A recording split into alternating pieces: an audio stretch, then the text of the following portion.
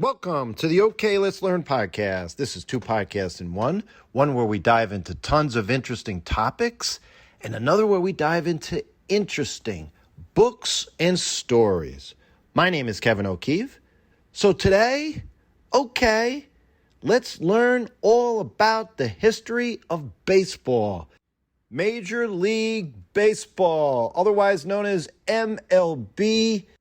It's been a beloved sport here in the United States of America going back to the mid-1800s, and you could argue, yes, are there other sports that are just as popular and more popular today, especially the NFL, football, soccer worldwide? You've got basketball, you've got tons of different sports, but if there's one unique American sport that's always been known and still today, beloved everywhere, it's baseball. When people think about the beginning of baseball, you go back to Cooperstown, New York, and this fellow by the name of Abner Doubleday. Well, guess what? No. Yeah, there's still some controversy about this. Believe it or not, all these years later, there was this idea that he invented the game back in 1839, upstate New York. Americans kept this story alive through generations, but historians believe, really, like I said, it's probably not true. Yes, he was a real person. He was a Civil War general, Abner Doubleday. But there's no evidence that he invented baseball. In fact, there's no proof that he even played the game. The myth grew years later after he passed away, when a commission was formed in the early 1900s to identify the quote-unquote official inventor of baseball. The panel wanted baseball to be seen as a completely American invention, not a game connected to England. There was a man named Abner as well, Abner Graves, and he claimed that he had seen Abner Doubleday create the game in Cooperstown as a boy. The commission accepted the story, even though historians later found that there was major problems with it. So, if that isn't the case, where did baseball really come from? Most historians believe it slowly evolved from these bat and ball games that were played in England. Does that make sense? Of course, so many customs, traditions, in this case games, were brought over from England. Two games clearly most people point to as the origins of baseball. Games like rounders and cricket were the big two. In rounders, players ran around bases after hitting a ball. Cricket involved balls, bats, and fielders. And of course, like I said, immigrants brought the game to our country in the 1700s and the early 1800s. And over time, we changed the rules and created something new. It was in the 1840s that organized baseball clubs had begun appearing around New York City. One of the most important was this club called the Knickerbocker Baseball Club. And by the way, 2 words, not 1 word. Baseball, 2 words, baseball. The club was founded in Manhattan, but played many of their early games across the river in Hoboken, New Jersey, at a place called Elysian Field. And you can go see the exact marker where the field was. It's right there at the intersection. If you're local in New Jersey like I am, it's at the intersection of Washington Street and 11th Street, right there. So here in Elysian Fields, this was really the beginning of baseball. And who was the person really responsible for getting the game off the ground, establishing some of the rules? His name was Alexander Cartwright. He was the key figure with the Knickerbocker Club. I mean, some of the rules, we got a diamond shape, right? We had foul lines. We had 3 outs per inning. So these were the early foundations. Yes, the game that looked really like today's baseball that we know. One rule from the old days actually may surprise a lot of people. The early players sometimes got runners out by throwing the ball directly at them. This was called plugging or soaking. And the Knickerbockers got rid of this rule. You can imagine, obviously, the game became a lot safer and a little bit easier to play, not as violent. But hey, you know what? You're a kid growing up. You only have two people playing a little wiffle ball game, and sure, it would make sense that you're throwing the ball to hit a player to get them out. Another huge figure was Henry Chadwick. He was a journalist. He was born in England, but he fell in love with this game. He became one of the sport's earliest writers and big promoters of the sport. He basically created the first box score, the batting average, and all the statistics, which are a huge part of our game still today. He was the one that put it all together. If you've ever looked at hits, runs, errors, batting averages in those nice, neat boxes that are still out there, certainly online, and still out there in newspaper, you can thank Henry Chadwick. In the beginning, pitchers threw underhand. Going back to my previous episode on the history of tennis, the serves were underhand. And you can imagine how simple the game was. Gloves hardly existed. Fielders often caught the balls with their bare hands. The balls were softer and obviously less lively than today's balls. And players rarely hit home runs. Why? Because the fields were enormous. The fences were not in. The equipment limited power hitting. The game focused on speed, strategy, bunting, stealing bases. All these elements that are still part of the game today, but they were dramatically different in terms of how you're going to score runs. One of the first famous teams was the Cincinnati Red Stockings, coming out of the Civil War. It was founded in 1869. It was the first professional team, meaning they paid the players. The Red Stockings traveled from city to city, dominating their opponents, almost like a latter-day version of the Harlem Globetrotters in basketball. Their success showed that this sport could become a serious business as well as just entertainment. By the 1870s, professional leagues started forming. In 1876, the National League was created.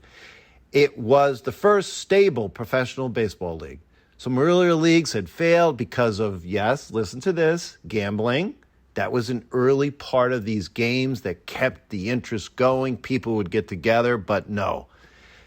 The gambling, the poor organization, and some financial chaos led the earliest forms of some of these leagues to disappear. The National League in 1876, it brought some order and it brought structure to the sport.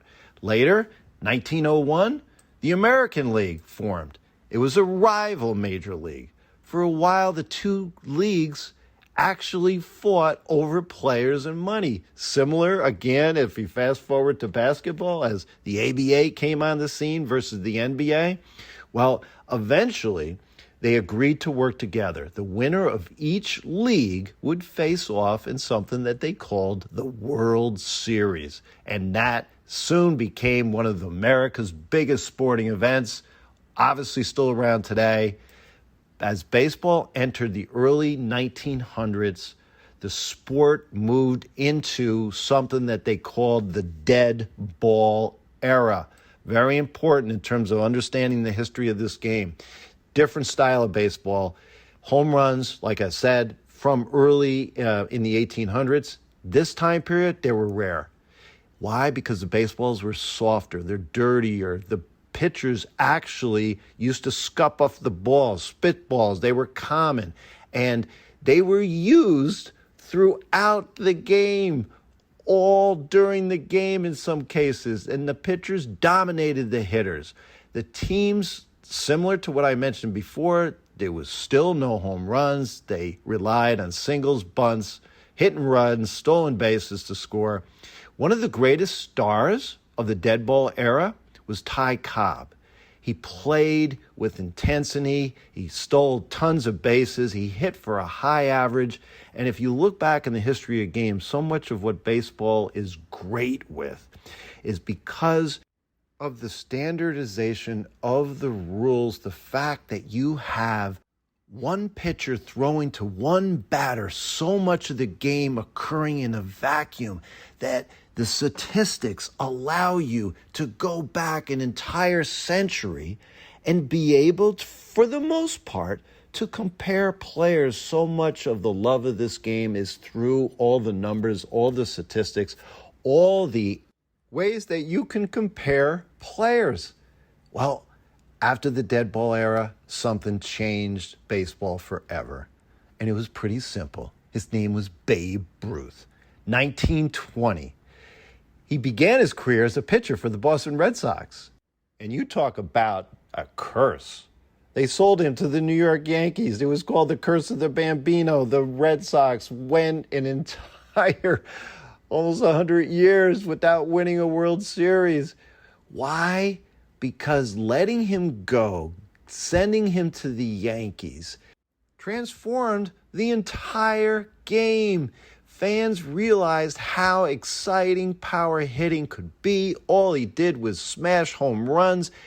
This began what they called the live ball era because the baseballs, they were tighter, they were cleaner, they could literally be hits better.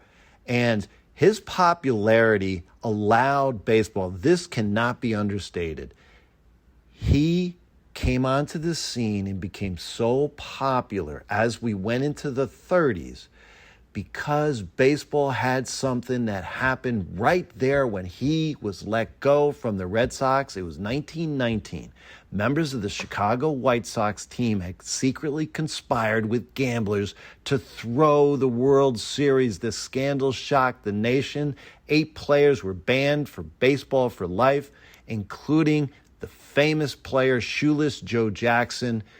Most people thought that the sport and the public trust would be gone forever. And then, like I said, Babe Ruth arrived, and here we are now. Baseball is clearly woven into American life. Families listened to games on the radio during the Great Depression. In World War II, it continued, even though a lot of players joined the military. Franklin Roosevelt actually encouraged the game to continue because he believed it boosted morale during this horrible, difficult time of World War II. During this era, a lot of iconic stars came out. You had Joe DiMaggio of the Yankees, who was famous for his 56-game hitting streak in 1941. You had Ted Williams of the Boston Red Sox, one of the greatest hitters ever. In 1941, he batted over 400, something no player has achieved since. And I say batting 400, that means you're getting hits 4 out of every 10 times you're up at the plate. He actually later left baseball to fight as a fighter pilot in both World War II and the Korean War. There's a lot of lists out there as to who the best baseball player that ever was. Babe Ruth is up at the top of the list. Willie Mays is up there, but certainly Ted Williams has a huge argument to be made because of him missing so much time during the prime of his career. And of course, another giant figure in baseball was Jackie Robinson. For years, for decades, baseball was segregated. Black players were excluded from the major leagues, and instead they had to play in the Negro leagues. In 1947, Jackie Robinson broke the color barrier when he joined the Brooklyn Dodgers.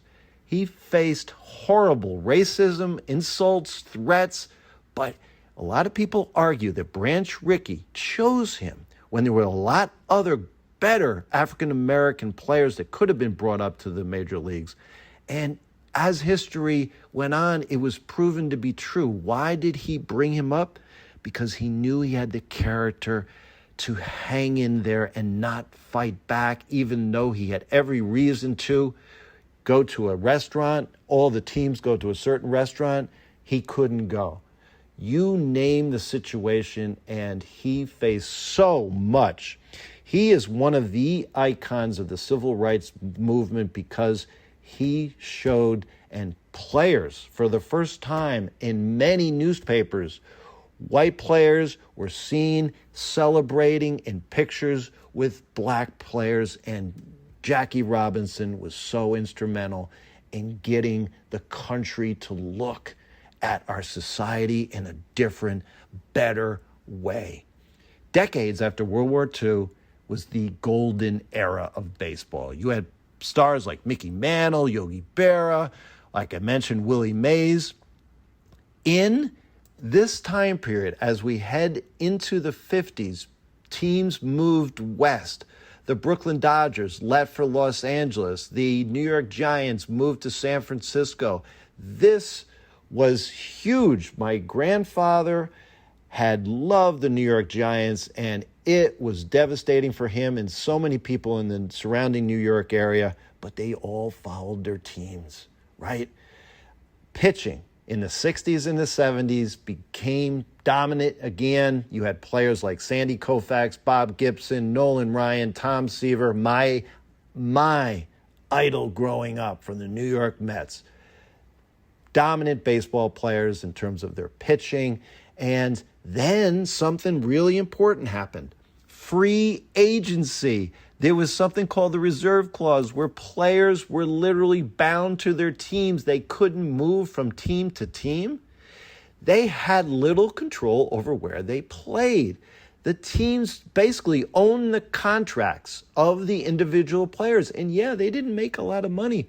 And in some cases, in a lot of cases, when the season was over, they had to work at different jobs.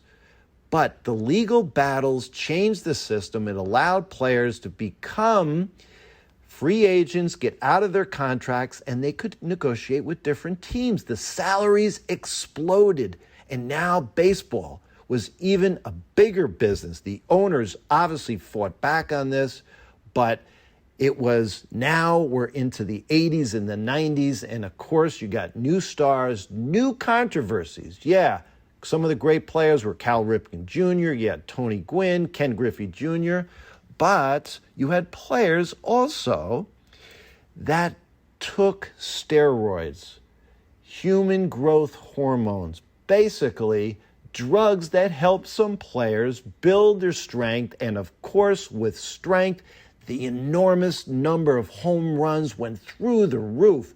It was an amazing time. You had Mark McGwire and Sammy Sosa in the late 1990s that really brought baseball back in terms of the popularity. A previous 1995-96, there was a strike that the elimination of the World Series was huge. A lot of people were down on the popularity of the sport. Other sports were becoming more popular, certainly basketball and football. But here's what ultimately happened. Records now became debated.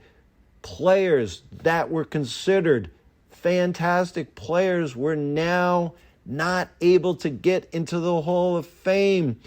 Why? Because most of the public deemed that what they were doing was quote-unquote cheating. You had the player that hit more home runs than Babe Ruth, and then later on, Hank Aaron. His name was Barry Bonds, and most people considered the fact that, yes, because apparently he used steroids, along with Mark McGwire, Sammy Sosa, no, because of this reason, you should not be in the Hall of Fame. Baseball endured this time period and endured lots of labor strikes, like I said. This hadn't happened in 90 years. Fans were furious with all the work stoppages, and it just came down to who's going to be making more money, the owners or the players. New generations, as we go into the 2000s, players like Derek Jeter, Albert Pujols, Mike Trout, and today the big national star, worldwide star, is someone by the name of Shohei Ohtani, both a pitcher and a batter, something that had not been done since Babe Ruth. As we came into the 2010s, Something called the Moneyball era now became the reality where you had analytics. You had a book that came out by Michael Lewis. It recounted how the Oakland A's and their general manager, Billy Beane, used statistics to build a competitive winning team on a budget, a shoestring budget, when they were going up and defeating teams that basically spent, 10 times more than they did. And it was all about getting the best players for the least amount of money, looking at what it was that they added to the game, a deep dive with computer analysis that said, you know what? Stolen bases and singles, no. They're important, but they're not as important as just getting on base. So what became a reality in the major leagues? Walks. Yeah. And they talked about, it doesn't matter, like I said, how you get on base. But what also happened is looking at how the balls were hit. They had something called launch angle. And based on how you were able to hit the ball, that yes, if you launched the ball in a certain way, you could get more home runs, more runs, and that was all that mattered. If you were going to win a baseball game, you needed to score more runs than the other team. So with this deep dive with statistics, what ended up happening was the games became longer. You had relief pitchers coming in more often because they were more effective. Each time a new pitcher came in, every time a pitcher stayed longer, through the analysis of the statistics, it was proven that they were less effective. And now, not only were the games longer, but they were boring. There was nothing happening on the field. People were standing around. This allowed the game to change where it is today. You had these rule changes that they had shifts. They had half of the team, if a player was going to, statistically, it was proven that a player was always going to pull the ball, let's say, into right field. You would have half of the team sitting in right field, not in their regular positions. So they changed these rules. They also instituted a pitch clock where the pitcher had to pitch it quicker. The batter had to get in the batter's box. They were taking their time. And so much now is making the game better, to the point with the institution in 2026 where you can challenge balls and strikes from the umpire, the human umpire. You now have an automated strike zone system. So it's almost like you have robot umpires. This clearly could be the future of the game.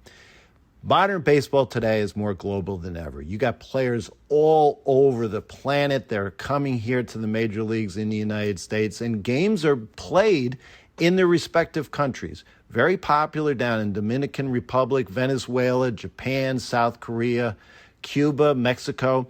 They instituted something called the Baseball Classic, the World Baseball Classic, and very similar to the World Cup, where every 4 years, you will have countries all over the world playing against each other.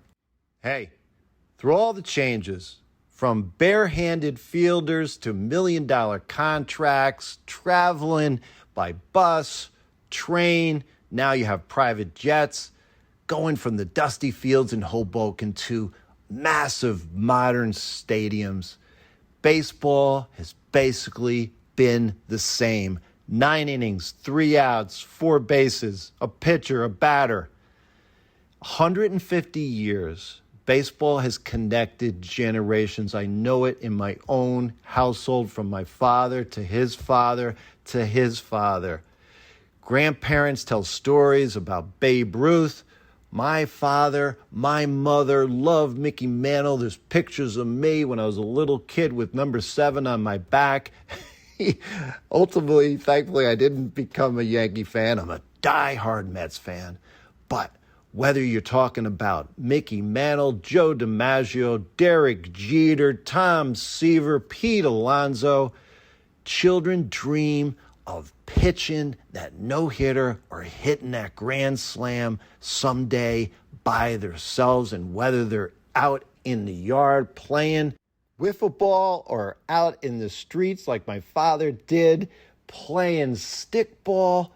Baseball has lasted and endured throughout the years. It's not just a sport, it's truly an American pastime. Friends, thanks for taking this journey with me, learning all about the history of baseball. Reach out to me at kevmok21@gmail.com. We have a Facebook group. We have a YouTube channel. Okay, let's learn. Hit that plus button. Apple Podcast, they'll subscribe you to the podcast. You can get episodes downloaded on your phone every couple days. We're getting out episodes. And yes, tell your friends, tell your neighbors, tell anybody that loves to learn, that's interested and curious. Appreciate it. Love the reviews, love the ratings, again, on your favorite podcast platform. Until next time, have fun and keep learning.